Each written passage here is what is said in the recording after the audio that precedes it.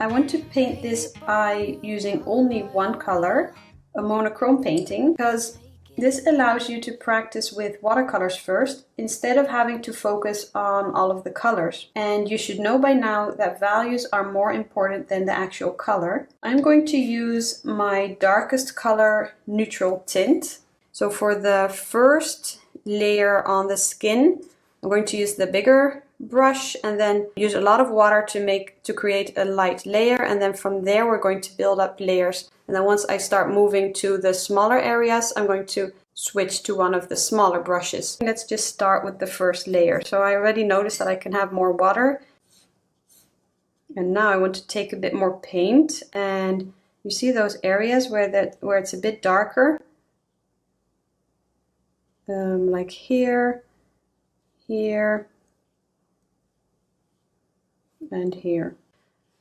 So depending on how much water you have on your paper, that will determine how your paint will flow. You can take your brush and then go over the edges if you get those fuzzy. So focusing on the lighter value you see first.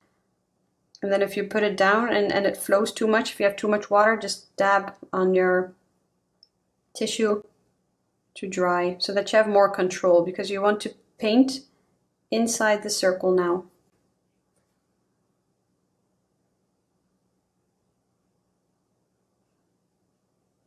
And now while this is still wet, you can take some more pigment and go over the edge, because that's darker and you don't really want just a line, but you want it to blend in a bit. So now go over the pupil, and the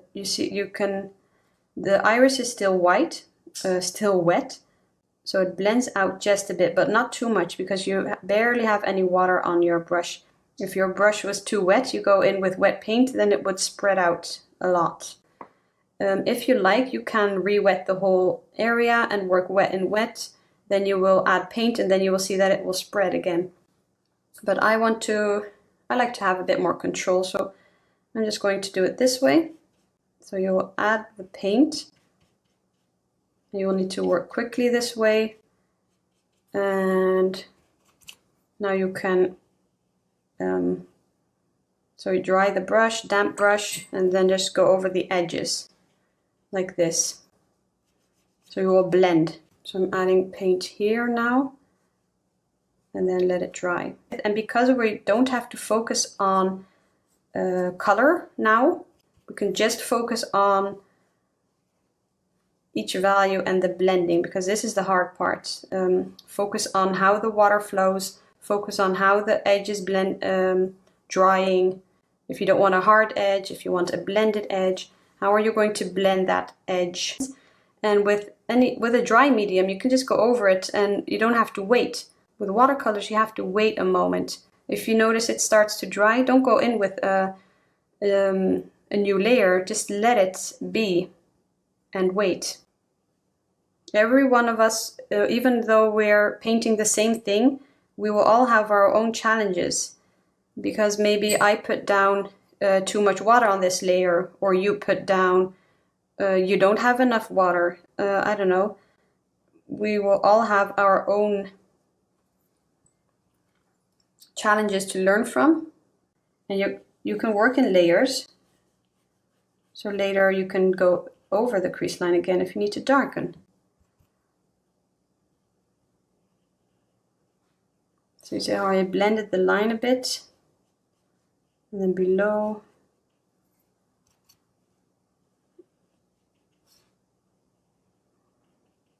You don't want to create any just outlines. Here this shadow can be a bit darker on the skin, so I'm just adding a bit here. And then I'm going to blend. So if you have a smaller brush, you feel that you can have a bit more control. Keep focusing on the edges that are drying. I see that I can add a bit darker value here as well.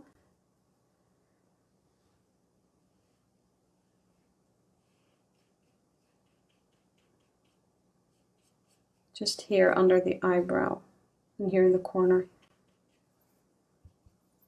And blend. Up here it's darker because the upper eyelid usually casts a shadow, so the top part of the iris is usually darker. Darken that. If it turns out too dark or maybe too thick, just blend over it. You can also lift, like, oops, I added too much paint here. Quickly dry your brush, lift, dry again, lift. So use your brush as a sponge.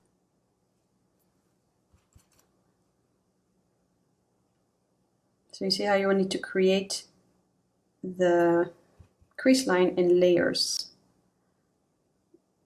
That's what I like to do with everything. I like to work in layers because you have more control that way. If you darken just right away, just one dark line for the crease line, it looks more natural if you work in layers because you can blend every time, blend after each layer. And then you see those smaller hairs on the sides. I'm not going to add those, just the first, bit more water, the first shape, like the main shape of the eyebrow. But then these hair strokes, like don't fill it all in, because if you look between those hair strokes, you see that? You see the skin tone showing through. So again, work with layers. We're adding the first layer now. Once it's dry, we're going to darken and add more hair strokes on top. So you see that every time you add a layer and the layer is wet, you think, ooh, that's dark. That's dark enough. But now that it dried, you can see that it turned out a lot lighter. Can't really see my sketch now anymore. So keep on comparing and looking at the reference photo, and again, you're just using it as a guide. So if your wrinkle turned out a bit lower or higher, fine, that's fine. So if this is the second layer, and then you will let this dry, and then you can add another layer if you need to. Try to paint these strokes using the tip of the brush and using really light pressure. If you practiced painting eyelashes to create these really thin strokes, this is also helpful when creating an eyebrow. So you also see these smaller thin hair strokes, but these are all grouped together.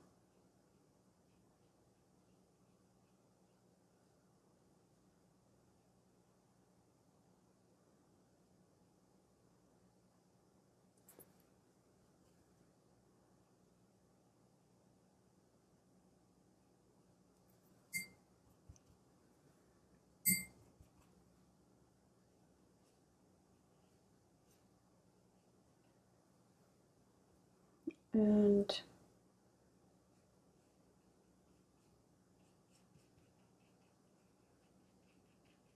adding some darker here, a darker value here. Quickly switch to the larger one because it's more difficult to add paint with the smaller one and to blend. Because I had the brush size one. That's great for thin and small details. But for blending and adding a layer, it's best to use one of the bigger ones. Larger brushes. Okay, I think the values are looking good. I'm going to paint the lashes now because we can also paint the lashes in layers. So paint like this. If you feel like you need to practice some more, take an extra piece of paper and just go like this with back and forth strokes. And then you can continue on your painting. So make sure that you have enough water, enough pigment, the darkest pigment. So you might want to, I feel like I need a bit more paint. So here they're a bit lighter.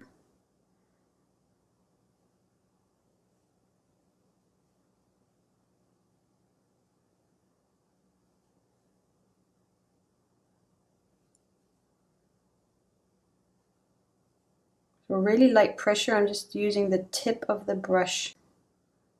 So just focus on the reference photo, what you see, and don't just draw all of these short strokes because you think eyelashes look that way. Look at the reference photo, that's your guide. See in the highlight. And I'm also going to paint these because I don't have a lot of paint on my brush, so see that these reflect it. So you see that once you paint the lashes, it looks a lot better. The lower lashes are usually lighter and thinner, so try to be really careful. And also they're not all the same. So just look back at the reference photo and see. Just paint what you actually see. I have a really thin, I'm using really light pressure, just adding that darkest so that it blends in with what you already painted. And also remember, when you look at your eye drawing, try to remind yourself that it's going to be a part of, if you're going to paint portraits, it's going to be a part of something. So if you're focusing on your painting now too much and you feel like you're not satisfied with it, step away for a while, come back with fresh eyes, and you might notice that it looks actually better than you thought. So try not to think about those challenges as mistakes. So that's why I call them challenges and not mistakes, because you learn from them. And if they won't happen, you won't know what to do next time. So you see this bright highlight, I painted around it. So you could just paint around highlights. Because where you don't wet, that's where the paint won't flow.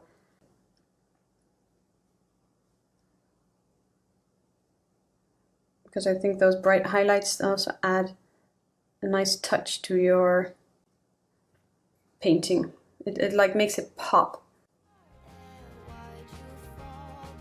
The thing here is that because we only used one color, we could just focus on the values and how watercolors work. With everything you create, you will learn something new, and that's how you are improving yourself. So I hope your painting turned out well, and remember that when we're going to work with color, we will have another challenge. So you want to practice working with watercolors as much as you can. So let me know if you have any questions, and I'll see you in one of the next videos.